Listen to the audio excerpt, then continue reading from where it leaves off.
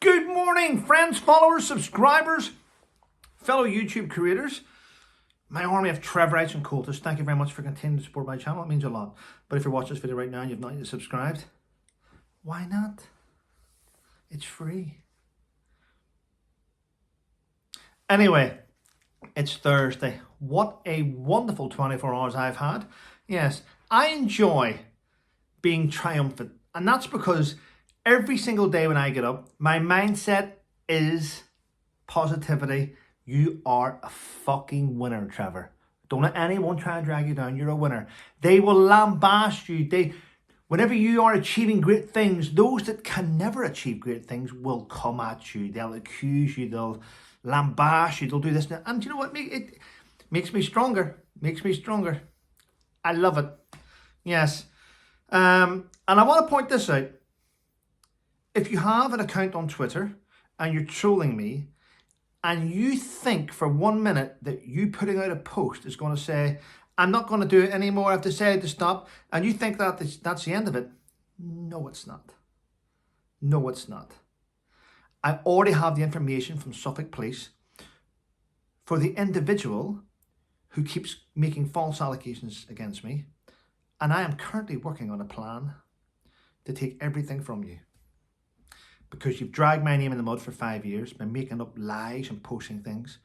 If you think that you can do this to someone and think you can walk away, no. That's not how it works in reality, people. That's not how it works. Yes, and for those asking, Trevor mentioned Soldier F. Yes, I did. Yes, Trevor thinks he has a hotline. I do, yes, I do. You would be surprised who's on my phone.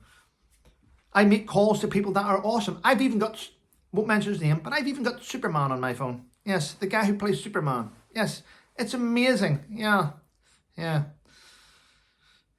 Where you only have nonsense. Anyway, where are we? As I said, Thursday. What a wonderful day. Loads happening.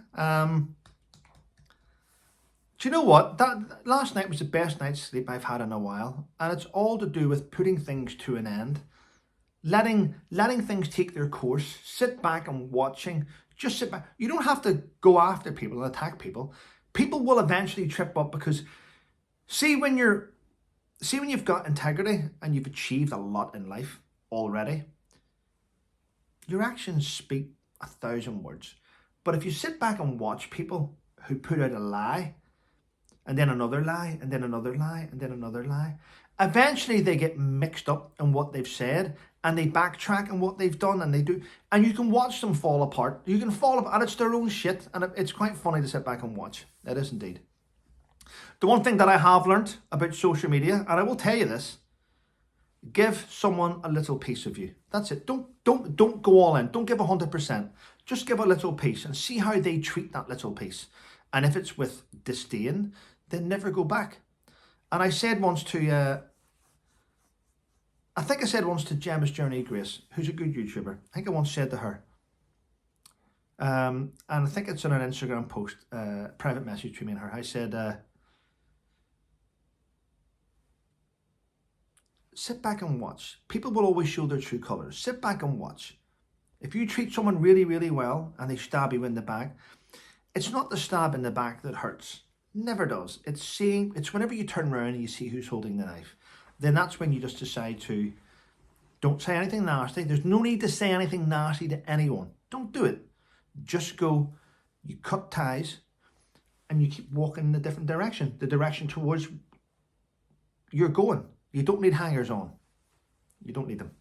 Right, anyway, today's news. Alec Baldwin. Yes, remember Alec Baldwin? Now, I'm going to go out on a limb and I'm going to say this, and it may come with a little bit of retribution, but I think Alec Baldwin is an awesome actor. He really is. I once watched a film many years ago where his younger brother played a fireman in a, was it called? It wasn't backgammon. I don't know why I said backgammon. It was something to do with fire. Backdraft. It was backgammon. Jesus. It was called Backdraft, where his younger brother Stephen played it, and he's good. Good actor, actually. Anyway, Alec Baldwin is still under investigation for the alleged murder of a cinematographer from the movie Rust. But the weird thing is this. The armourer, Alex Baldwin's armourer on the set of that movie, has been found guilty of involuntary manslaughter and now faces 18 months prison. I don't make the rules. I'm just passing on the information. Crazy, isn't it? They're saying that she neglectfully allowed a live round in that weapon system to be fired. Possibly. Don't know too much about. I'm not going to dwell into that and go into that. It's a little bit strange, you know. As far as I'm concerned, and my own opinion, people, America, gun laws, everyone carries a gun. Everyone needs to be competent with a gun. In a nation where you're allowed to carry a weapon system, you must have personal responsibility of any weapon that goes into your hand. So I find it strange why you would blame somebody else whenever you're the guy that held the gun, pointing it and fired. I just find the whole thing stinks a little bit, doesn't it? Just my opinion. Just my opinion. Right, what else? We've had the budget in the UK. UK Chancellor Jeremy Hunt has announced that there will be no more increased defence spending for the Ministry of Defence. Now, I'm all for that. I'm all for that announcement. I think it's great. Why should taxpayers lose out and the budget go? Last year, I think Jeremy Hunt possibly seen the fact that the UK gave a lot of our defence budget to other countries. So if we're able to give it away, why should we increase it? I get that. And at the same time, we need to increase because, and I had to write this down, despite a growing security threat to the UK. Now, the reason why there's a growing security threat to the UK is because we stick our nose into every other person's business. We stick our nose in countries where it's not wanted. We seem to think we're some sort of world leader when we're not. We're certainly not. We haven't even got enough men in the British Army to fill Wembley Stadium. Isn't that sad? Yeah. Imagine that. Imagine having a Remembrance Day at Wembley Stadium and filling it full of soldiers, and then one bomb from Russia and we've got no defence. No defence. The country can be walked over. Yep. So that's why I'm glad to have an army of Trevorites. Yes, but there's more Trevorites and cultists than there is soldiers in the British Army, which is amazing. Yeah. Defence spending.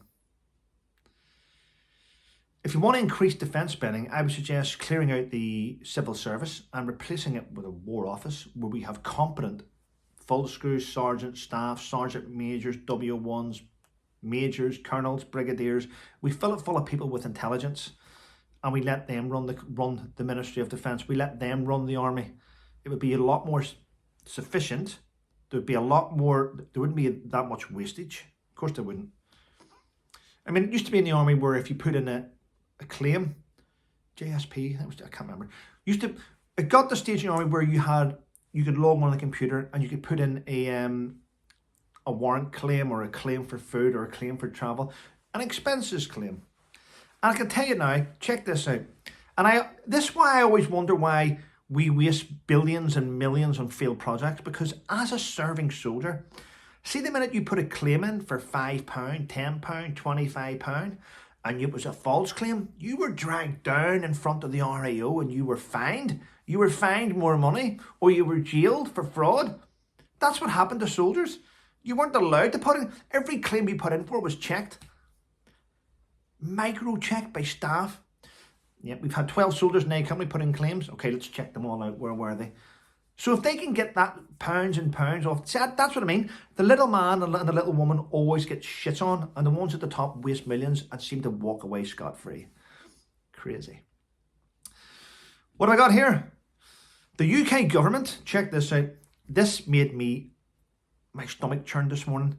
The UK government has just put a bid in for £26 million to host the 2027 Invictus Games in Birmingham.